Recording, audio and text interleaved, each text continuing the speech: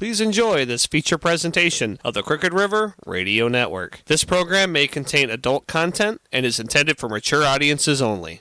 5, 4, 3, 2, 1. The arguments begin now.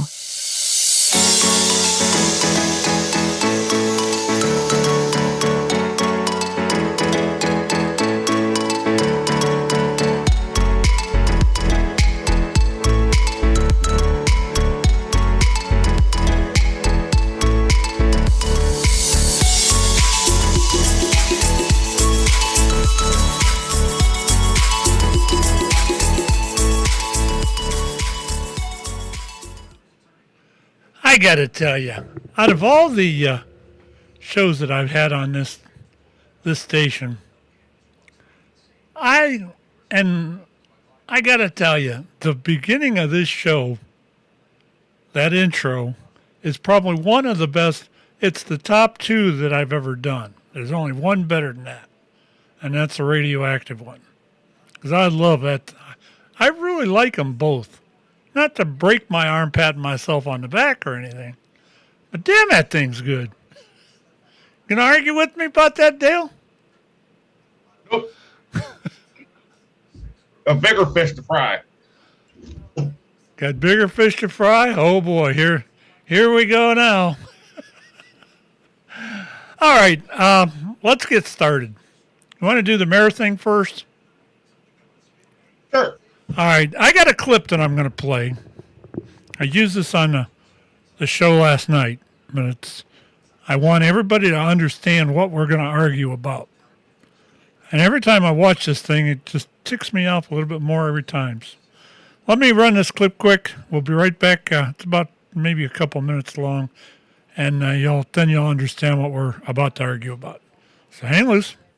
Today, the city of Akron is canceling large gatherings on public property this weekend due to concerns raised by a number of city council members.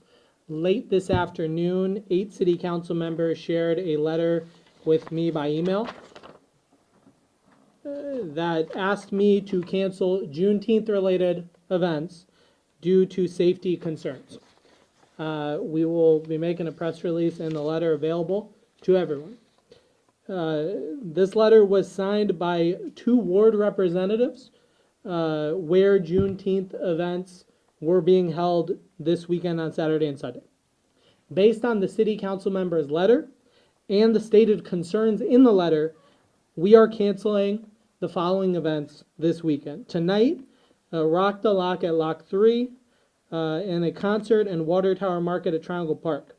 Tomorrow, the Blue Heron Festival at the Mussel Store, the Akron Juneteenth Festival at Stoner Hawkins Park, the Ward 5 5th Annual Juneteenth Festival at Joy Park, the New U event at Hardesty Park, the North Hill 5K, and the American Heart Association Heart Walk.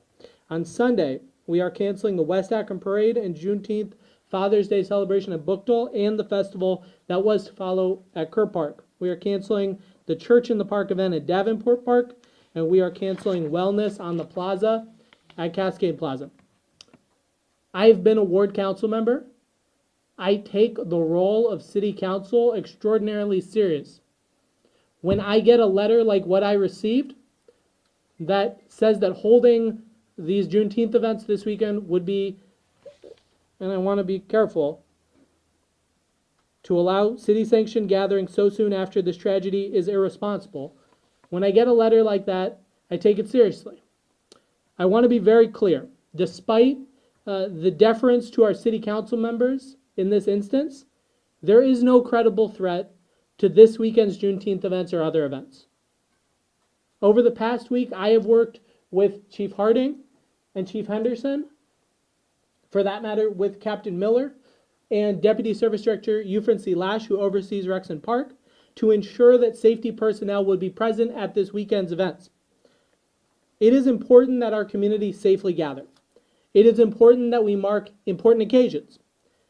As such, we will be hosting an official Juneteenth celebration for the city of Akron. It will be this Wednesday on Juneteenth at the John S. Knight Center. We will have metal detectors. It will be indoors. We will we are going to ask that all organizers and vendors who were part of this weekend's community events be a part of this event. And we'll have more details on that soon. All right. Now let me pick an argument here. I've got a number of things that guy said that just rubbed me the wrong way. Let's just shut the whole damn city down because 4 or 5 thugs are out there and they're liable to shoot somebody. Let's take and just shut the whole damn country down because there's 6 or 7 thugs out there that they might trip over somebody's mama. Give me a break. Where does this shit end? Where's it end, Dale? Where's it end? What do you think? When people stop pulling up in cars and shooting 25 people in the middle of a field, maybe when that kind of stuff ends, maybe that will. All right, let's let. This. That may be true, but why? But whose fault is it that it's happening? The people that are doing it. Who's allowing it to happen? So you want to blame the mayor and you blame the police because the world has bad people? Yes, I'm not blaming them. Don't get me wrong. I'm not blaming them for nothing. What I'm saying is this shit could have been prevented. You don't shut the whole damn city down over four flipping people, or 5 or whatever the amount is. You take and do security searches. You do stuff like that. You keep the people safe in other directions. And do you think for a minute, if there was 4 or 5 thugs out there in Disney World, they'd close Disney World down?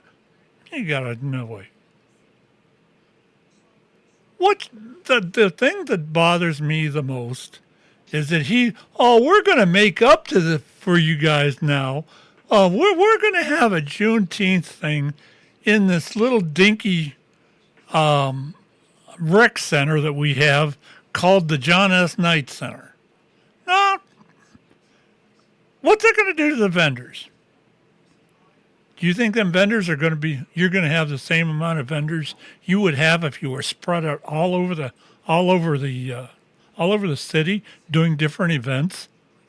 Do you think those vendors are going to make the same amount of money in 6 or 8 hours as they would for a whole weekend?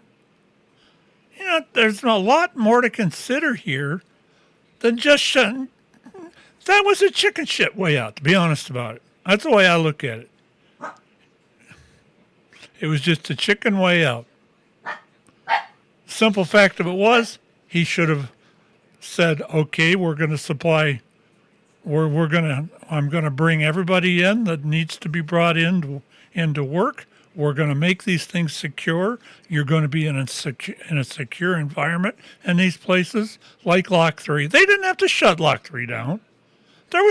He stated right there that there was no credible threat. Yeah, you're going to shut the whole you're going to shut the whole city down? Yeah, I mean, there's a credible threat every day. He said that there wasn't. I mean, didn't you hear that in his speech? He said there is no credible threat. I heard that. There has been no direct threat, but come on. I mean, turn on the radio every day. You listen to the news. This person got shot in Akron. 2 or 3 people over here in Akron got shot. This many people over here got shot. Shoot. People are getting shot all over that city. And, you get to a point where you don't even feel safe walking down the damn street. And I don't either. I'm going to tell you the truth. I wouldn't have went to any of them anyway. I would have not went to any of those events. I didn't even go down into the falls for the Irish Fest. I don't feel safe walking down there. I don't either. That's why I don't go. Yet you're going to shut every event in the whole flipping city. Oh, well, you're not going to be allowed to have an event. You know what? I would because 3 or 4 people might have a gun. Well, 3, 4, 1, 2, it doesn't matter. because, like I said, if you follow the news, okay, we're talking about 3-4 people. If this one single instance, which, by the way, 25 people were shot, 1 killed, but it's happening all over. But this was so a whole. Let's not say 2, 3, 4, 5. It's 6, 7, 8, 9, 10, 20, 30, 40, 50 bad people out there that are shooting people. These were not that shooting was not a security event. If it was a security event, it would have never happened because the guns wouldn't have been there. That was so at the car somebody wouldn't have been able to drive down the street. That was at somebody's house. That was having a party. I don't know. God only knows if somebody got mad because they weren't invited, and that's when the shooting took place. And it was in the middle of the night too, wasn't it? Wasn't it at 2 or 3 o'clock in the morning? Yeah, no, it was midnight-ish, between midnight and 1. It just. But okay, let's just say you got something going on in downtown Cogga Falls. Okay, now you have the Irish Fest. There are police all over down there, right? Yeah. Does that stop anybody from driving down Broad Boulevard and just throwing a hail of bullets in the middle of where all those food trucks and all the people are standing? They wouldn't make it 20 So feet. having an event like that, it still doesn't protect you. They wouldn't have made it 20 feet with all them cops down there. You know that. They wouldn't have made it 20 feet. Maybe so. And I'd like to think that. I would truly like to feel that. And I will agree with you that, you'd have to have a major police presence, but obviously I'm going to take a wild guess and say that they're probably staffing is down in the Akron Police Department because I've heard this argument too, and I don't buy it. I mean, I don't know that that's true. I'm just throwing that out there. You got rent-a-cops you could bring in and everything else. You've got a not only the rent-a-cops, you've got the what's that damn rent-a-cop going to do? Beat you with his flashlight? Yeah, pretty much. Well, but okay. At least he might be there. Point. At least he might be there to keep it from happening. What's he going to throw his flashlight at the car? But like I said though, Dale, what this guy did is he just kind of, we had a shooting where a person got killed and 25 got hurt. Now I understand. I'm with them there. But how does that differ from a security event with police action or with police visibility there, like something at the Lock 3? Let's just say, okay, now you got Lock 3. Okay, do they have metal detectors? Yeah. Okay, well that one's a little bit different. You could kind of check that stuff, but when you're talking these little things out in the community, you could put cops around there all they want. Here's my thing. You could put cops out there. If you allow it to go on, and all of a sudden there is retribution, or there's a copycat, or the same group of people do the same thing, and even just one person gets shot, now all of a sudden you have the whole entire community saying, why didn't the mayor stop this? Why didn't the mayor do anything about this? Why did the mayor let this happen? He shouldn't have even allowed this event to go on. If he didn't allow it to go on, these people wouldn't have got killed. So it's a double-edged sword. You're damned if you do and you're damned if you don't. Irregardless of what your opinion is. I mean, the guy can't win either way. What he's got to do is he's erring on the side of public safety.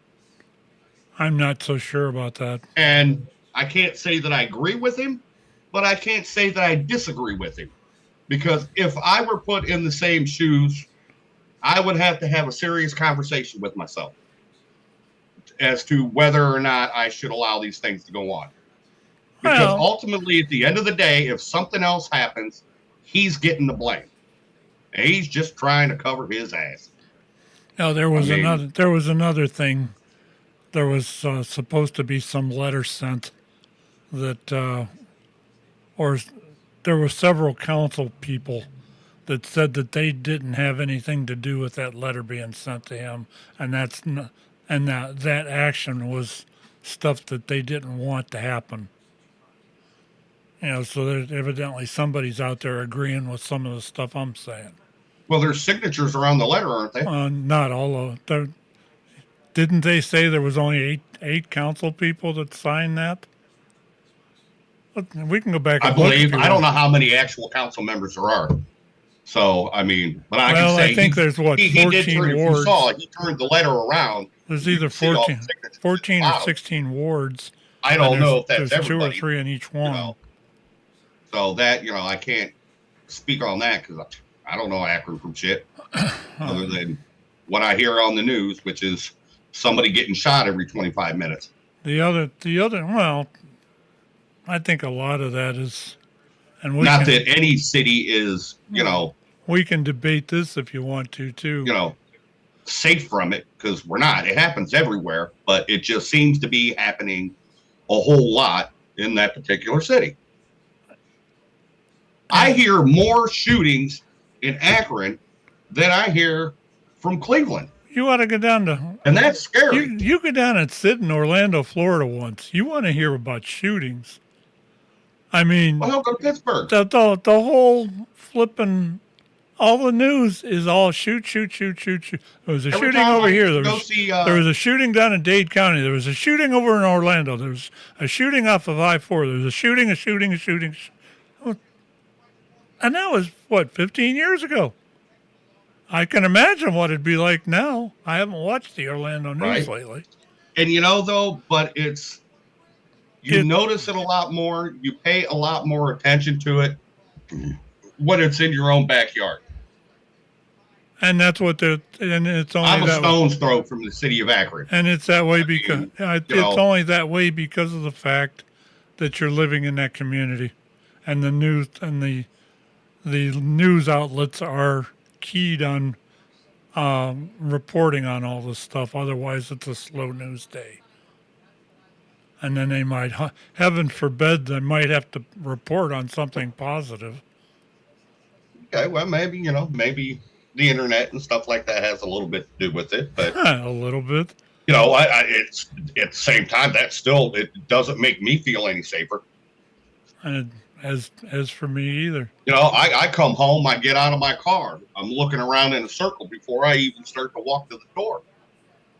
And I live where we used to, people would routinely leave their houses unlocked and not even give a rat's ass because they weren't worried about that sort of thing. And I know it's everywhere. Don't get me wrong, but I hear more of it going on there than I'm hearing, Cuyahoga Falls, Stowe, Monroe Falls. You got Akron, past Akron. You have there's Jackson there was supposed to be there was supposed to be a shooting up in Macedonia that I didn't know about until last night. Worcester. Never heard of it. Never heard about it. Ravenna. All these other cities around us, you're not hearing that, but you hear Akron. Well, that's because most of the news. It's a scary thought. The news outlets are all concentrated on this. The news outlets are all concentrated on Akron because it's a big city. So you're saying, you could go in the middle of Cuyahoga Falls on a normal day, and it wouldn't be uncommon for somebody to drive down the street and shoot up a flock of 25 people. And I have nothing to see here. Move along. You just don't hear about it. It don't happen here. It only happens in Akron, right? That's right. That's what they say. Well, I'm pretty sure if 25 people got shot up in the middle of this city, you'd hear about it.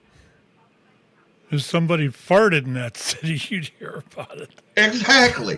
So I'm saying I'm not picking on Akron. I'm saying the fact remains the same. These horrible things are happening to people in Akron.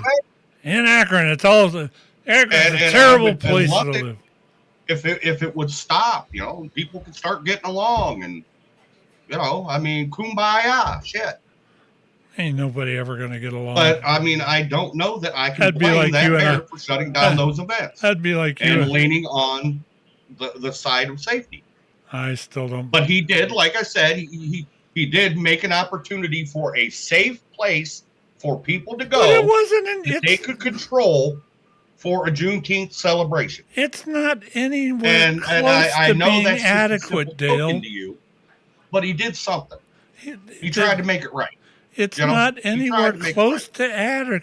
It's not anywhere close to adequate for what it could have been. And now look at the money that the city's probably lost over this. 7%. How many vendors do seven you or think were going to be at these places? you'd be surprised. Most of it is Especially talking about down- people giving speeches and talking and doing things like that. Especially down there at, well, there was runs. And you know how many people sponsor these runs? Well, the run. There was different. I different get your point. gatherings. You had a concert mean- down. You had a concert that was supposed to be awesome down there at 2 nights for down there at the Lock 3. Do you have any idea what kind of revenue that would have brought in? 8% of anything that they sold, because that's what the taxes in on, or 7%. Or is it 6.25? 6.75 in Ohio. That's what you're looking at. Just look at the amount of revenue they lost. Because I just can't figure out anything else to do. We got to go ahead and shut the whole flipping city down because somebody might get shot. Give me a break. And but see, that's the thing. I see where you're coming. There's no, and then with there is no, money. there is no credible threat here. Which is funny coming from a tried and true Democrat like yourself. Oh, God, You sound give me like a a break. Republican capitalist to the bone. You're more like, hey, I don't have give a never shit. been, Shoot up all the people you want to. Shoot and kill as many people as you feel like killing, as long as I can make my buck. well, That's isn't your that opinion. isn't That's that what you're sitting Republicans there are about? I'll turn Republican if you want me to, I mean, that's basically what but you're saying. that still ain't going Shoot to up change my anybody you name. want to, as long as I can make $1. That's not what I was saying. I'm just saying. That's what it sounded like. I'm not saying that. I'm saying that there could have been other, more reasonable actions taken by the mayor. That's all I'm saying. He didn't do what he was Well, elected maybe if they to do. started planning for it a little bit earlier. Yeah. Here we go. Yeah. If the city council had You brought these concerns You bring in four. earlier, You bring in four maybe different something bands could have for been a done. weekend in Lock 3, and then pull the rug out from under them on flipping Thursday night. Give me a break. That was so misplanned by that mayor. It was pathetic. I'm not going to disagree with you on that one. Yeah, because I'm right. It probably could have been, like I Because said, I'm the city right. council Admit it, Dale. I'm right. should have got off their asses earlier. Admit it, Dale. I'm right. But maybe it wasn't meaningful. Well, no, I'm not saying you're necessarily right. Like I said, you just told me shoot up all the people you want I as never long as I said can that. make $1. I never You said said that. You're going to shut this stuff down because somebody might get shot. Oh, well. Well, that's what he did. Basically, a life, at that point, you were saying a life was more important, or money was more important than a life. You misconceived that. Oh, what I I- misconceived it, but it sounds good on tape, doesn't it? What I said was, what I said, what you thought I heard you said This was, video is recorded for quality assurance.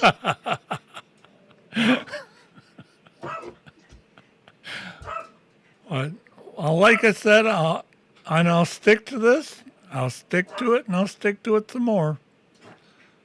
All I said was that was misplanned on the part of the mayor, and most of the stuff that he closed down really didn't need to close down. And what his actions was afterwards with this crap over there at the John S. Knight Center for Wednesday is completely inadequate. The least they should have done is opened up the damn Lock 3 Park and let them have it down there. That's all I said. It was completely misplanned. And if he would have done it, if he would have done it the right, if he would have done that the right way, I would have never said a word about it. Nobody else would have either. But when I hear a mayor sitting there just trying to, it was brought to my attention and city council and this and that, and who's making is the city council making all the decisions for you? And when they do make the decision for you, why did they do it on Thursday night? Seems like something a little bit wrong there. Seems like something's gonna, and like I said, I'm not saying that that I wanted anyone to get shot or anything like that, but what it come down to is the simple fact that he planned it wrong. And he did too much without he did too much without basic facts being there. If there would have been a credible threat, if somebody said I was going to come in and shoot up the town, whatever, or a bunch of outsiders came into town and said, "Oh, we're gonna rip this town apart," then close it down. But not for this. There was no credible threat there. The credible threat thing has a lot to do with what my decisions would have been with and what that, if I was in his position, how I would have handled that. See what I mean? Say, yeah, I agree with you. You ain't never gonna go back to saying. You ain't never gonna say it. What has been going on? Never gonna say it. In my mind, there's a credible threat every single day, because you don't know where, when, how things are going to happen. But that credible threat is invisible. But my point is that if you're going to do that, then everything needs to be shut down for the whole entire day of summer. Close all the stores until you get a hold. Close all the stores in the damn city. Close all the stores. Block the roads off. Close the whole damn city down. Let the police department set up in their little high-rise tower up there and police themselves, and just shut the whole damn city down. You might as well, because there's no credible threat out there that anybody knows about. It's ridiculous. And you said that anybody knows about it. Doesn't mean there isn't a credible threat out there. Well, that doesn't mean there is either. There could be people sitting there planning something for the parking lot of the John S. Knight Center as we're sitting here carrying on a conversation. Well, that's true. I'm not saying that's going to happen, and I pray to God that it doesn't. That's true too. But I mean, if you're going to have it in the Knight Center, there's a credible threat always. If you're going to have it in the Knight Center, you might as well just open up Block 3. It's 10 times the size of it. You could let your vendors. They're not planning on that many people coming. You could let your vendors in there to make some money and be done with it. How many vendors do you think would show up on a Wednesday like that? I bet there wouldn't be any. Well, maybe what we need to really think about is how many people actually show up to these events that you're talking about. Well, there's quite a few, because it's a summer event. Have you ever been down in Akron to any of the events in the summer? Especially in that new, been quite a while, especially in that new area down there where Lock 3 is. Back in the day, like when I worked at the city club, they had that big thing up on top of the parking deck. That it was I think a rib cook-off. Then they had fireworks afterwards and all that good stuff. Yeah, quite a few people down there, sure. Well, and that's what you'd have here too. But we're talking about the night. But then they're not allowed to do that anymore, because there was no credible threat.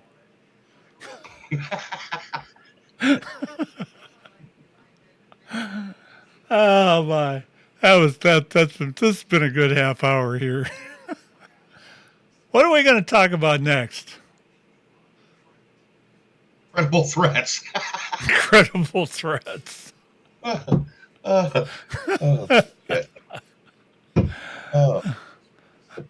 How about lazy ass workers? Hey. I know a few of those. Work with them every day. Yeah, I've known a few of them myself. Nothing I ever worked with a certain auto company. But, we could talk about stupid commercials, like the Sounds like the one somebody's. like the one that's on right Somebody's. now. It sounds like somebody's avoiding something. Like the one that's on right now. A little blue pill with a story to tell. Oh, I hate that commercial. Let's get back to this. What else you want to talk about, Dale? I know you're chomping at the bit to tell But me. it ain't about what I want to talk about. What? I clearly remember hearing you saying yesterday on your favorite show in the whole entire world that you wanted to talk to me about unions. I can educate you. Oh, you're gonna educate me. I can educate you, yeah. Uh-huh. Okay. Educate me. You who has never been in a union. Teach me, oh guru. Guru of the union. What are your opinions on unions? Let's Oh, hear. you know my opinion on unions. Let's hear it. For you listeners. Nobody else does. Nobody else Yes. does. For you hear it from listeners, you. there was a time and a place for unions. Way back in the day when unions were created, and you had the child labor, and you had people just getting totally disrespected, by their employers. There was a need for unions to get in there and allow people to, speak their piece, get fair pay, and be treated well. Now, let's fast forward into more recent times. It's been nothing more than an excuse to protect lazy workers. It's most of what I have seen and known is unions breed lazy people. Now, I'm not saying it's like that across the board, but I know, especially I've known a few auto workers, and definitely that is one place where I think it breeds lazy workers. I disagree with you entirely. An example, my mother was in a union, paid all this money, was injured at work. Union didn't do nothing for her. They kind of freaking hung her out to dry. What union was she in? Meat cutters. Oh. She worked in the deli at a Giant Eagle. Really? I didn't know Tore that. up her ankle, had to have surgery because somebody left a lid off the drain, and somehow her foot got in there, and when she pulled her foot out, she tore her foot up. I would have sued him. And pretty much hung her out to dry. Now I have another friend, no names please, was in the plumbers union, and he was doing plumbing. He was injured on the job. His boss told him that he was not allowed to go seek medical attention. He did. And at such time, he was told that not to file a workman's comp claim. He did so. Next thing you know, we don't need you anymore. So they fired him. Calls up the union. There ain't nothing we can do for you. Sorry about your luck, man. Hung him out to dry. Now, mind you, this many years later now, he's better off for it. But once again, the union did nothing to help him. So well, you have to understand. I'm gonna attack this argument from two different directions. Number one, you have to understand that a lot of the local people, all of the locals, meaning that, like your local, the local I was at, they have power, but they don't. They're more backed by that thing called the contract book, and a lot a lot of times that contract book doesn't cover everything. And the hell is going on out in the hallway? And especially with your smaller unions. Let me go back, and I'm going to take this all back. I'm going to take this from another angle. Back in the 1960s, late 60s, early 70s, remember when Lawson's was around? Yes, absolutely. When they had the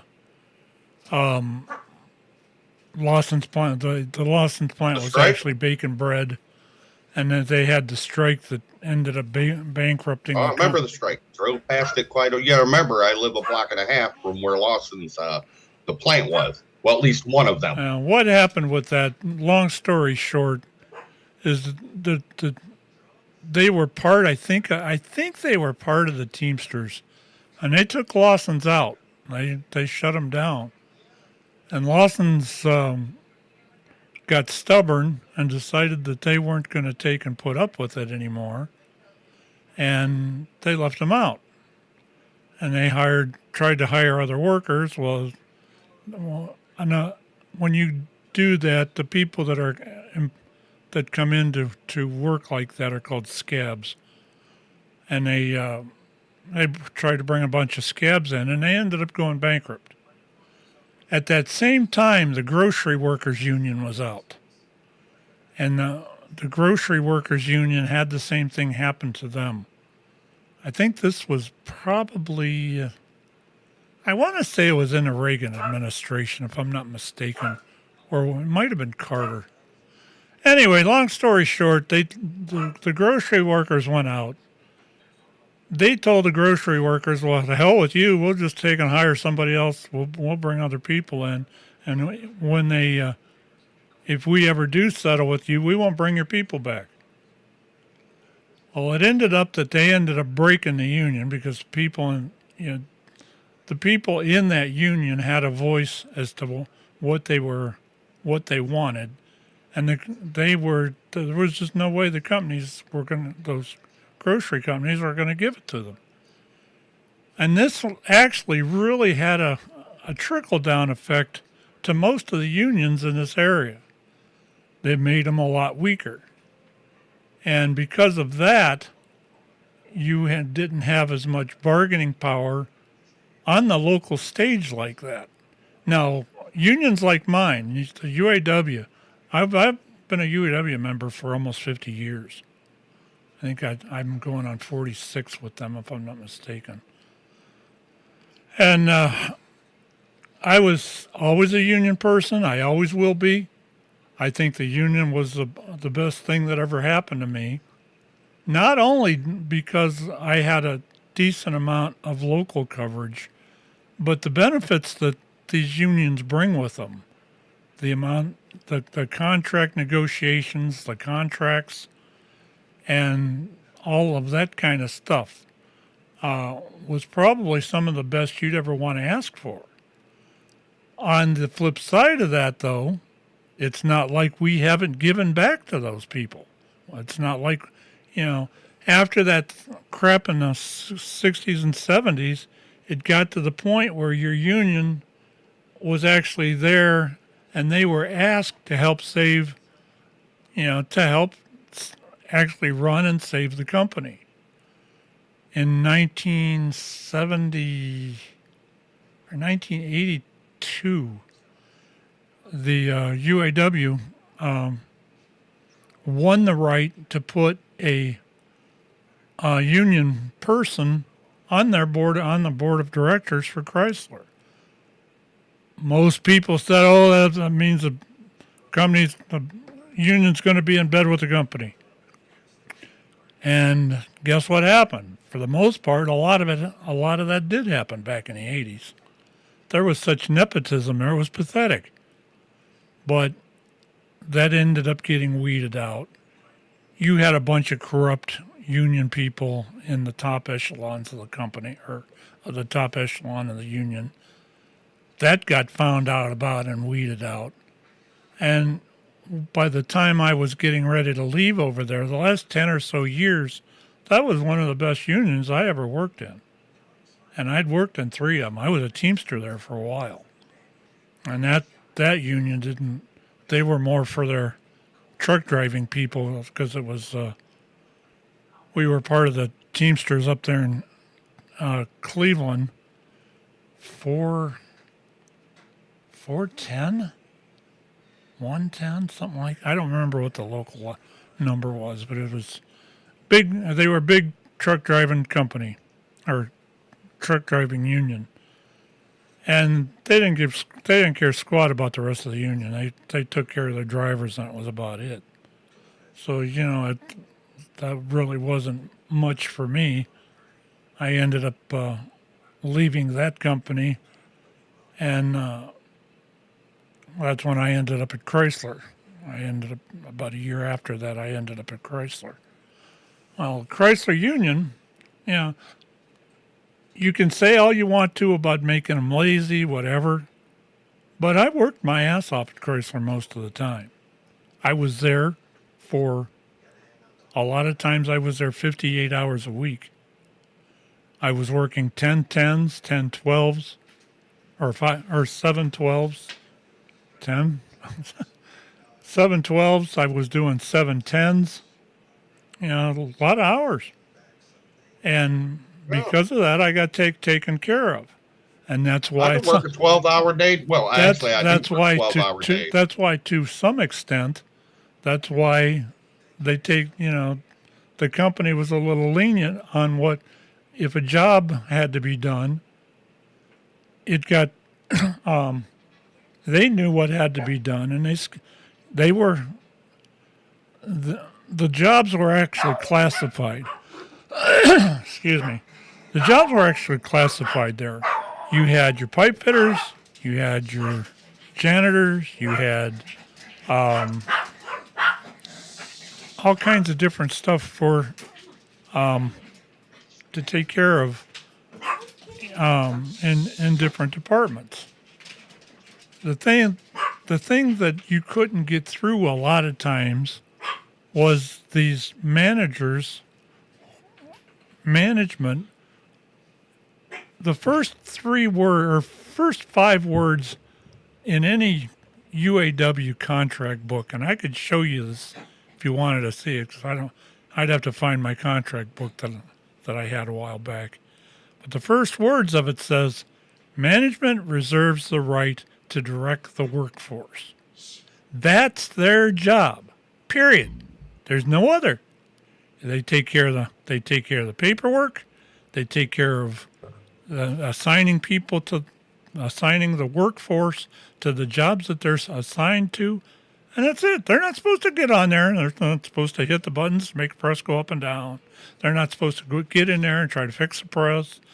If something clogs up in a scrap chute, they're not supposed to take and get a long rod and sit there and try to pull it out, or jump up and down on it and end up falling down the scrap chutes, whatever. It's not their jobs. That's where you got the misconcept of people being lazy, because they were, most of the times after the 1980s, most of the times Chrysler especially rearranged everything, and when there was people sitting around, they were asked to do different. They were supposed to do different jobs, especially when it comes to the skilled trades. They were supposed to be working over dies. They were doing die maintenance and stuff like that. They were supposed to be maintaining the machinery. They took the Chrysler always had a duct tape and baling wire attitude. If it couldn't be fixed with a hammer, duct tape, and baling wire, it didn't get fixed most of the time. And it's the whole concept there changed.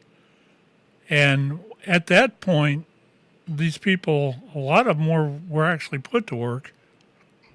They tore their Chrysler always had a plague of beds, especially in the metal storage places where somebody could just sneak into and take a little nap there, whatever. That all got ripped out in after about 1980 or 81. All that was gone, and the whole concept of work changed. Now, like I said, a lot of these jobs were you might work 20 minutes out of an hour if you're doing what your assignment is. But then again, after that, if you weren't working on something after that 20 minutes, you were supposed to move on to the next job. And especially in the skilled trades and stuff like that, your millwrights and stuff like that, that were actually maintaining the lines and making sure your scrap chutes were all open and all the mechanical stuff like that. Those guys, that was a whole different life for those guys. And you can call them lazy, whatever, but what they were there for, they did what they were there for. And what used to really tick every union person in that plant off was when these managers would overstep their bounds and not do what their job was prescribed to do. They were there to direct the workforce, not fix stuff, not drive a high-low, not anything like that. And that's where, most of the arguments came from, and that's why even when I ran for union steward for that plant up there, and I was more for, the actual working part of it. These stewards would sit up on their asses up in their offices and never come down on the floor. I would have fixed it. In fact, I helped fix some of that. I campaigned one time, and I said, this was back when the pagers were starting to get popular, and I said that if I got elected, the first thing I'd do is ask for a pager, and I'd be giving out the phone number to the pager so that when my people needed me, I came down. And all of a sudden, I was the kind of initiative that switched all that around and made those stewards get off their asses and come down on the floor, where they should have been to begin with. But then again, the company said, well, you don't need to be down on the floor here. Go on back to, you can go up there and have a cup of coffee. You don't need to be down here. Well, that wouldn't have been me. I would have got to be a steward, man. I would have been around the corners. I would have been hiding behind poles, whatever I had to do to actually see what the hell was going on. But that was me. Now, as far as what your mom experienced in that, I think that still kind of sort of reflected what happened back in the 60s and 70s. And I still think there's a lot of that going on in that industry, to be honest about it. The grocery workers were never the same after that happened. Did I bore you to sleep? No, I was just listening. The grocery workers were never the same after that happened, and I think it trickled down through the industry. They thought, well, we can't do nothing about it. Why bother? Now, on the other hand, if somebody did, there was some things even I disagreed with in unions. The fact of if somebody got drunk and come into the plant and got sent home because he was drunk and fired, or two people got in a fight and it wasn't the second guy's fault. The other one just went up and attacked them, and they fired them both. And that's the kind of stuff that I didn't buy. And they shouldn't have to give the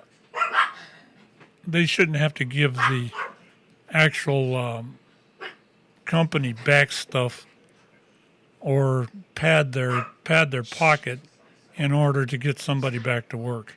I've never agreed with that. The simple fact of it is, if you're stupid enough to get fired from a lifetime or a career job like that, and you ain't really got a leg to stand on because everybody knows what you did, you don't need to be there. You don't want that job bad enough to begin with. I wanted my job there. I knew that was a career. When I got hired with Chrysler, I thought I hit the lottery. It felt like it. Oh, yeah, you did. When you told me you only have to work 20 minutes out of an hour. And how often did you do? You're like, well, I work 12-hour days. And how many hours of that 12-hour day did you spend reading the newspaper sitting on your tow motor? How many stories have you told me about that? You've told me about doing it. So, I mean, come on. Well, now. it depends too, Dale. The simple fact of it is, I was assigned to the back of the line. And if the line didn't run, I got moved.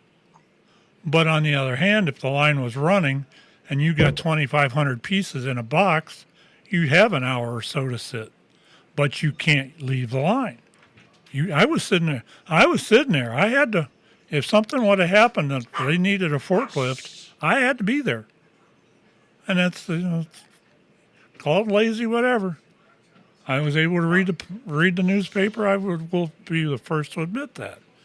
But when that foreman come up and said, "Hey, I need you. Come over here. And I need you to lift this. Or I need you to empty the scrap box out. Or whatever. I need you to go get me the parts off of AA57. I had to go do it. And it was like being on call.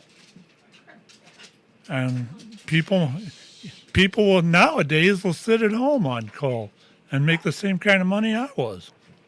All right, now riddle me this, Batman. And I'm just going to bring up recent things that have happened since you've been retired. So now we're talking about we have guys working 20 minutes out of an hour.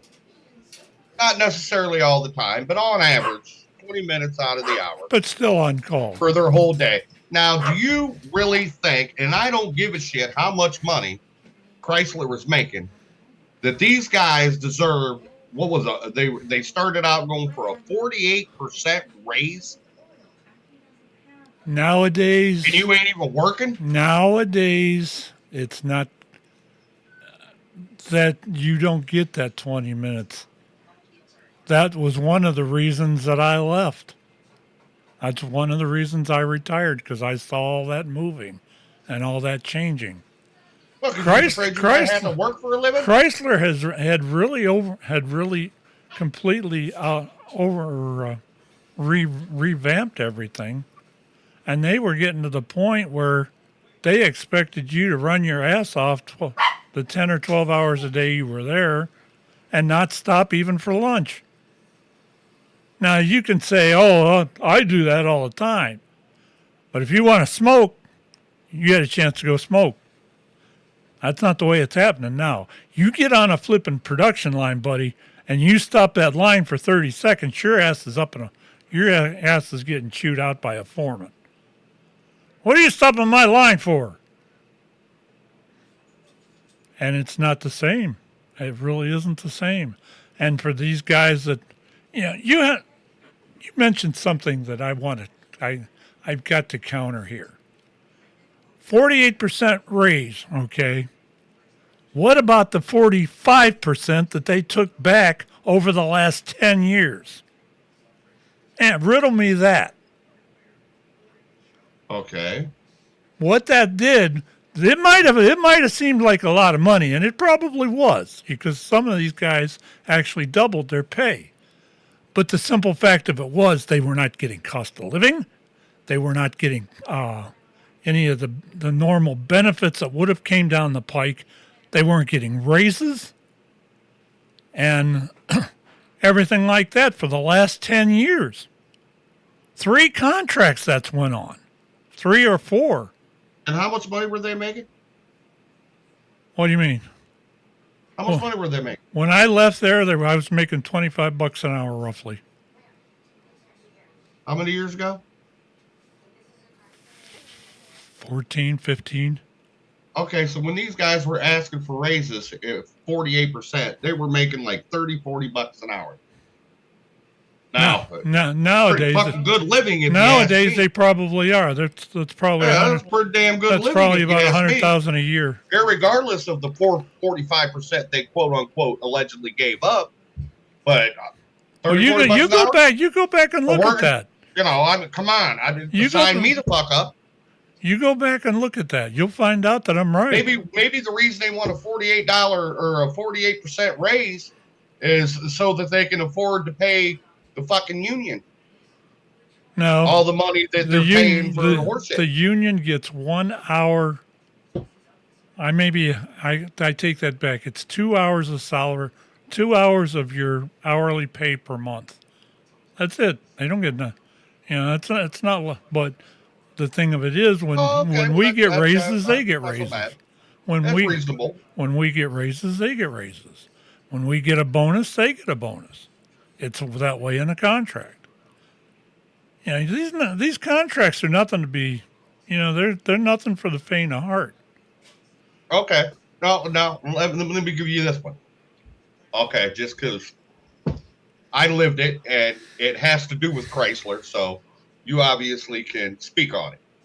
So we have this. We're going for a 48% raise. Okay. Now I don't know I don't remember what they ended up actually getting, but it was a pretty good chunk of change. It was roughly the lowest pay grades of this recent contract. The money would have almost doubled, but they were the temporaries, and they were only making like $14 an hour. That's another thing too that didn't figure into this equation. Chrysler was allowed from pretty much the contract before I left to hire in temporaries and put them on a different pay scale, which they treated those people like dirt. And that was another big thing that the union was going after, was to get those people at a decent wage comparable to what everybody else was making there. Okay. And that's why you heard that the salaries got doubled and whatever, but it really wasn't that much money. Because those were temps. But now you're okay. We're going to go back to an earlier story, and then I'll go into our new story. Now, you said, why in the hell should we close down all these events because 2 or 3 people might go shoot somebody? Okay. So you were basically saying, let's protect the masses, or let's allow the masses to be able to do what they want.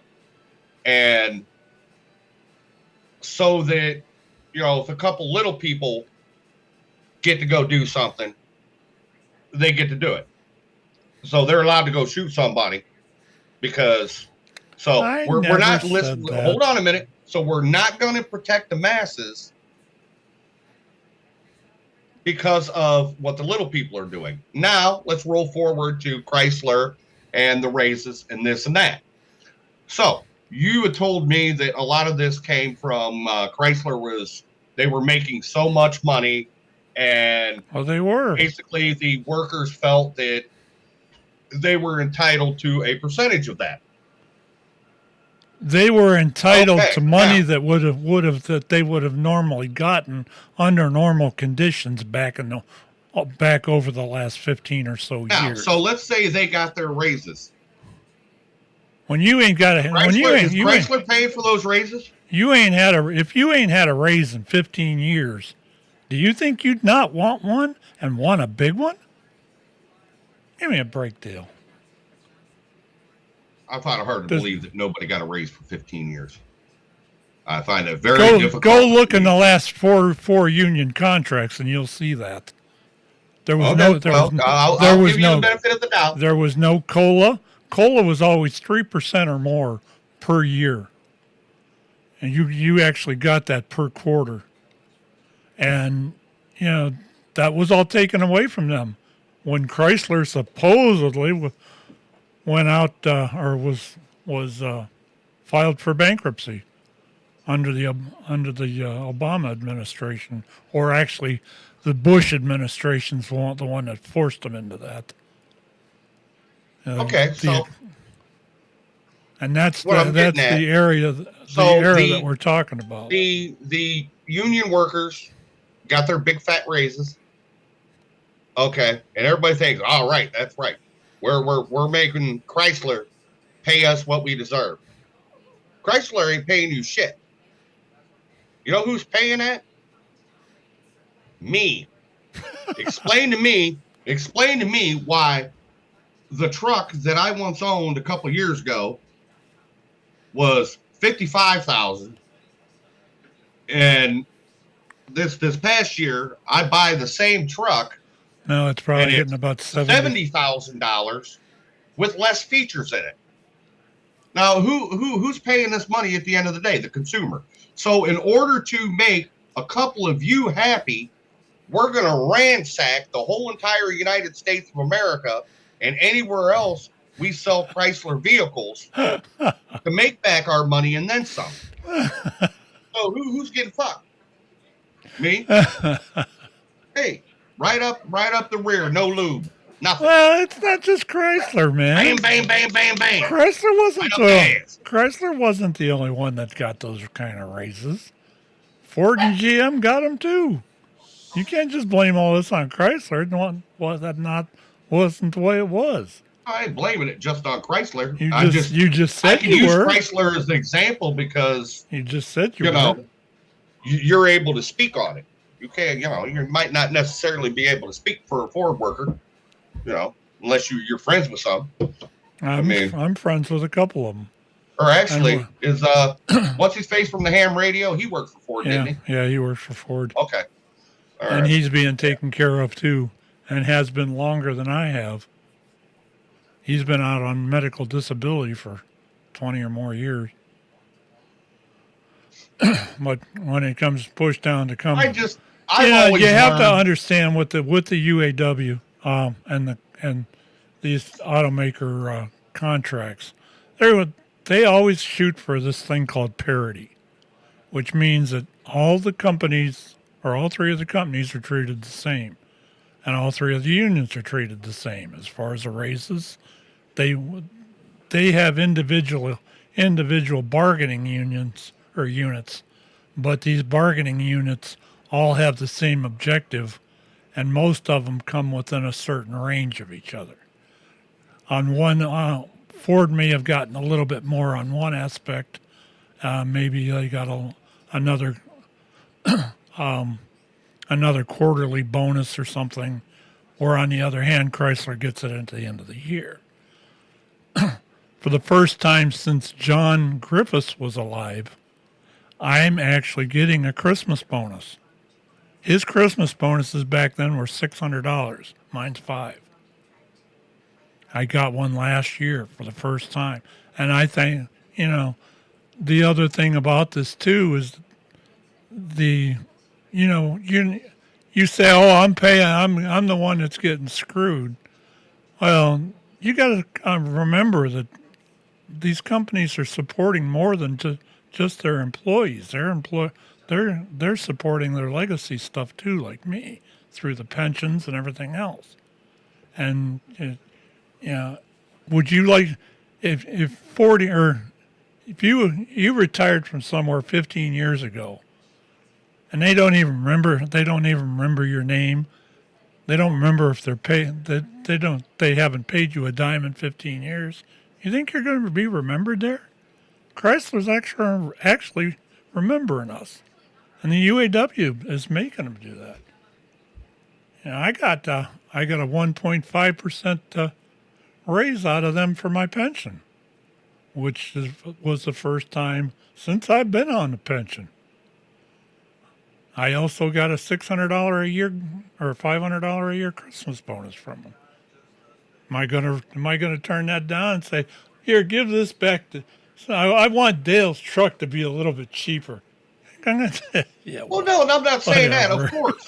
Hey, listen. When we were giving out the $600 COVID money, okay, I was like in the driver's seat like nobody's business.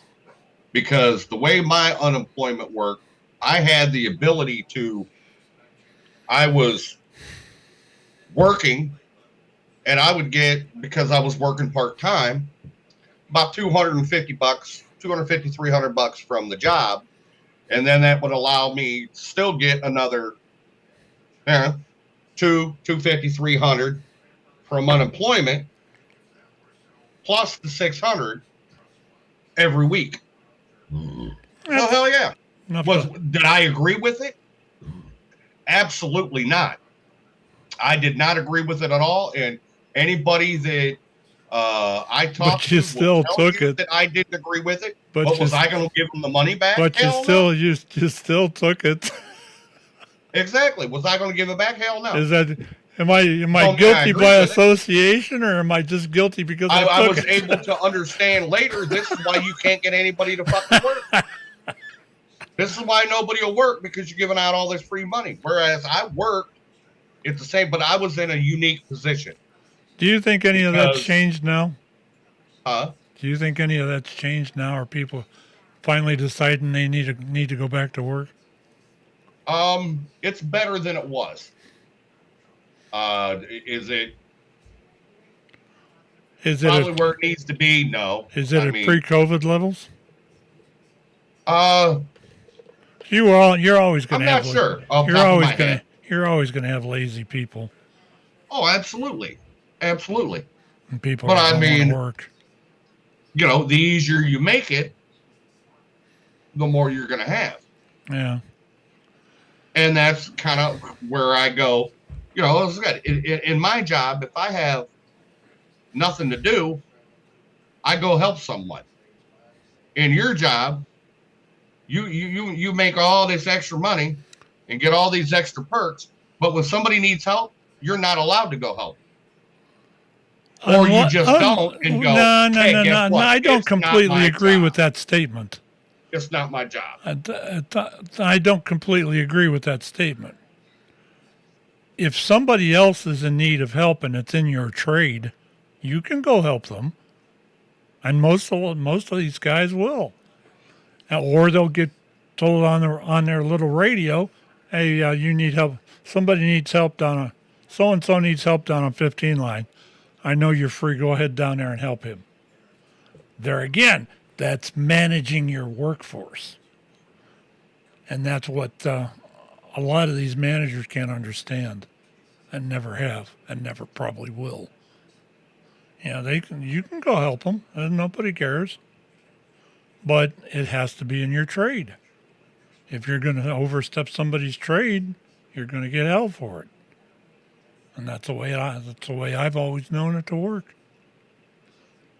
But if a press operator, a forklift operator was in need of help, somebody tipped something over and they needed somebody to help pick it up, I always went there. Provided I didn't have something else I was watching or doing. If I was assigned to a line, I wasn't allowed to. Even on my lines, most of these other guys would have just sat on their asses and not did anything, but I always cleaned my line up. It's just a thing to do. And I had one of the worst kept lines during the other two shifts of any of them in Chrysler, until I started bitching at management over it. And management actually had to get off their ass and go direct their workforce. Isn't that wonderful? Yes. Yes, it is. And then once they started managing their workforce, my job got a whole lot easier. Imagine that. Anyway, we're at about an hour and 7 minutes. Anything else you want to bitch about? Discuss tonight? No, I think I'm good. This has been a fun time, Dale. We need to keep doing this. I have found a new home. But hey, if we have any actual listeners that are actually paying attention to what we're talking about, if you have something that you want us to argue about, toss it over, because you get messages on the side or whatever. Well, the easiest way to get a hold of me, if you have a topic you'd like us to discuss, take and send it to office at Crooked River Radio, OFFICE at Crooked River Radio Yeah, crookedriverradio.com. Email me, and when I get it, if you it would make it easier if at the top or the first words for the art of argument. Let's make it that way, and then just give me a topic or whatever I'm talking about, and let me know what you think. Yeah, put that in the subject line. Yeah, the subject Yeah, line. just Put it in. Art of argument. Yeah, Or put the whatever. art of argument in the subject line. That'll work. And then But I we'll, mean, once I don't give a shit. It could be flavors of popsicles that you want to talk about. We'll find a way to argue about it. damn right. Shit. I didn't think ain't no problem there. I didn't think we'd have much trouble with this. Or I didn't think it'd be so easy to get this Akron Mayor thing over. That actually turned out pretty well that time. With that, let's go ahead and wrap this thing up. So next up, we've got. Unions are bad. No, unions are good. Union been very good to me. Next, over the next week, we're probably going to be on hiatus for the most part. A week from tonight, there may be a show, but I'm not sure yet. We've got to see if Eric's going to come up with anything. Right now, as it sits, I think the next show would probably be a week from Saturday with the Four Guys on Sports. What's happening is I have this thing called Amateur Radio Field Day next weekend. And it's a lot of work. It's a lot of fun. If you're a ham radio operator, you know what it is. If you're not, you got to stop. Send me an email and find out where it's at and come out and see us. It's the most fun weekend of amateur radio every year. Where you have that at? It's going to be out here off of Eastwood over in Talmadge. Oh, what are you going to do if they cancel that? Oh, they can't cancel it. Well, see, that's where the difference is. That the Akron Mayor can cancel all they want to over there, but this is a federal event, so it's going off one way or the other. You know, we're a national event, and they can't cancel us. They could try. Then again, like COVID, we could just run from home if we had to. If something was that credible, but the where we're going to be is over. It'll be off of Eastwood Avenue in Talmadge. If you want the address or something like that, send me an email or text message. Oh, you said Talmadge, so that's Talmadge anyway. Yeah. Okay, never mind. But You said off Eastwood. I thought you were still in Akron. We're an emergency preparedness group, and actually amateur radio, the amateur radio service is a emergency preparedness place. And we're an emergency preparedness service. And when the shit hits the fan, we're there. And that's what, we've covered some pretty strange events. A lot of it's weather stuff. A lot of it isn't. We've covered some, trying to think what I want to say here. We've covered a couple of emergency communications things, like when 911 goes down or something like that. There's usually ham radio somewhere involved if the phone lines are down. But if you get a chance, you want to come out and see us, even to you, Dale, if you want to stop out and see us for a little bit, you're welcome to. I'll give you the address off the air. Okay? All right. Good. Everybody have fun. Let's wrap her up here. We will see everybody in 2 weeks. Dale wants to argue how bad unions are, so he'll have a lot of time to think about that. Until then, have a good evening, and thanks for watching and listening. 73. We're out of here.